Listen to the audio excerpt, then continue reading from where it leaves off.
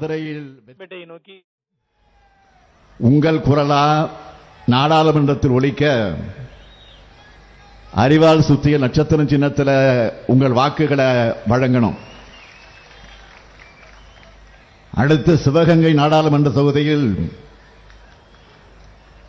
காங்கிரஸ் கட்சியினுடைய வெற்றி வேட்பாளர் கார்த்தி சிதம்பரம் அவர்கள் போட்டியிடுகிறார். நம்முடைய மரியாதைக்குரிய அண்ணன் ப. சிதம்பரம் அவர்களுடைய அருமை மகன். இதே சிவகங்கை தொகுதியில் 7 முறை தேர்ந்தெடுக்கப்பட்டு தமிழ்நாட்டுக்கு மட்டுமல்ல இந்தியாவுக்கு பல நல்ல திட்டங்களை உருவாக்கி கொடுத்தவர் நம்முடைய மரியாதைக்குரிய அண்ணன் சிதம்பரம் அவர்கள்.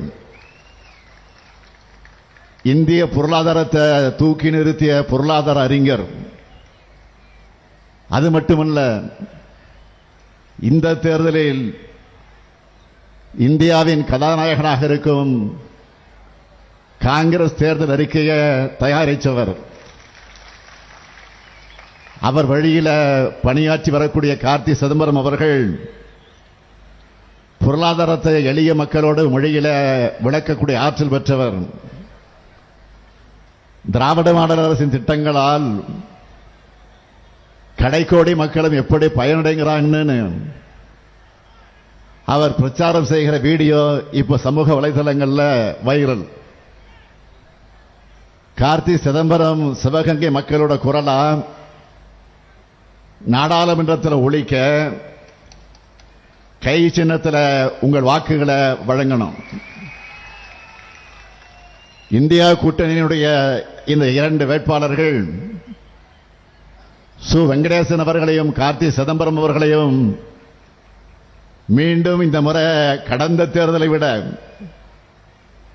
அதிக வாக்கு வித்தியாசத்தில் வெற்றி பெற வைக்கணும். தயாராகிட்டீங்களா? நீங்க வாக்களிக்கிறது மட்டுமல்ல, இந்த ஸ்டாலின் தூதுவனா உங்கள் பகுதியில் இருக்கக்கூடிய மக்கள் கிட்டையும் இந்தியா கூட்டணிக்கு வாக்கு கேட்கணும். கேட்பீங்களா? அப்புறம் என்ன, வெற்றி உறுதி. திரும்ப எம்பி ஆயிடுவீங்க. இப்ப வேட்பாளர்கள் உட்காரலாம். நீங்க அளிக்கிற வாக்கு உங்க தொகுதிக்கான எம்பியை தேர்வு செய்ய மட்டும் இல்ல, இந்தியாவோட அடுத்த பிரதமரா ஒரு ஜனநாயகவாதி வர அடித்தளம் அமைக்க போகுது. வரப்போகிற பிரதமர் எப்படிப்பட்டவராக இருப்பார்? நீட் தேர்விலிருந்து தமிழ்நாட்டிற்கு விலக்களிக்கும் பிரதமராக அவர் இருப்பார். 100 நாள் வேலைவாய்ப்பு திட்டத்தில்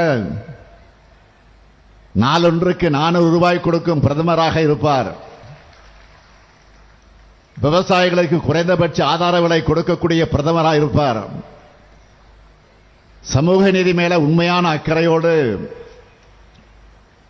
இடஒதுக்கீடு உச்சவரம்பு 50 விழுக்காட்டை உயர்த்துகிற பிரதமராக இருப்பார். எஸ்சி, எஸ்டி, ஓபிசி மாணவர்களுக்கான கல்வி உதவித்தொகையை 2 மடங்கு ஆக்கிற பிரதமராக இருப்பார்.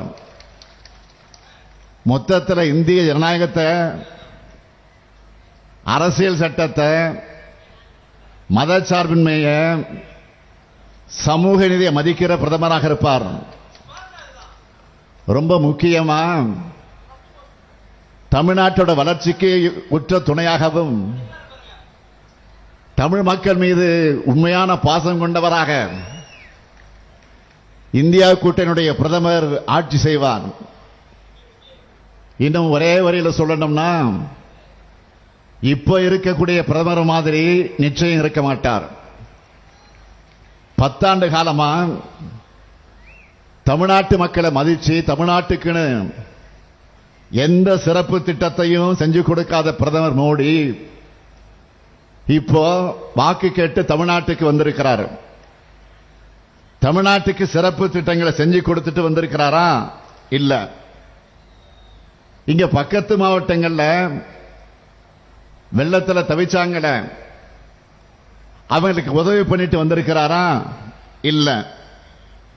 எந்த முகத்தோடு மோடி தமிழ்நாட்டுக்கு வராரு? இவர் தமிழ்நாட்டை மட்டும் இப்படி வஞ்சிக்கல, எதிர்க்கட்சி ஆள்கிற எல்லா மாநிலங்களையும் வஞ்சிக்கிறாரு.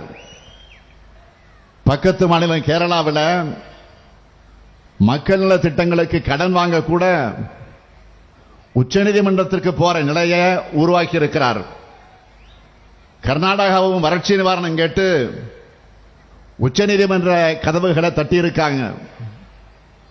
அது மட்டுமல்ல, அந்த 2 மாநில முதலமைச்சர்களும் டெல்லி சாலையில போராடுகிற அவலநிலையை ஏற்படுத்தினார் பிரதமர். மேற்கு வங்கத்திற்கும் இதே நிலைமைதான். மகாராஷ்டிராவில் என்ன நடக்குது? குதிரை பேரம் நடத்தி எம்எல்ஏக்களை விலைக்கு வாங்கினார், ஆட்சியை கிடைச்சார், ஆளுங்கட்சியை உடைச்சு இப்ப அந்த மாநிலத்தை நாசமாக்கிட்டாரு. அடுத்து ஜார்க்கண்ட் மாநிலத்தில் என்ன நிலைமை? பழங்குடியின முதலமைச்சரான ஹேமந்த் சோரன் அவர்களை கைது செஞ்சார்.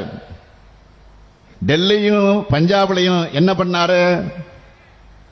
அங்க ஆளும் ஆம் ஆத்மி கட்சிக்கு ஆளுநர்களை விட்டு தொல்லை கொடுக்கிறாரு. டெல்லி முதலமைச்சர் அரவிந்த் கெஜ்ரிவால் தேர்தல் அறிவிச்சதுக்கு அப்புறம் கைது பண்ணார். செய்திகளை உடனுக்குடனும் துல்லியமாகவும் தெரிந்து கொள்ள சப்ஸ்கிரைப் பண்ணுங்க.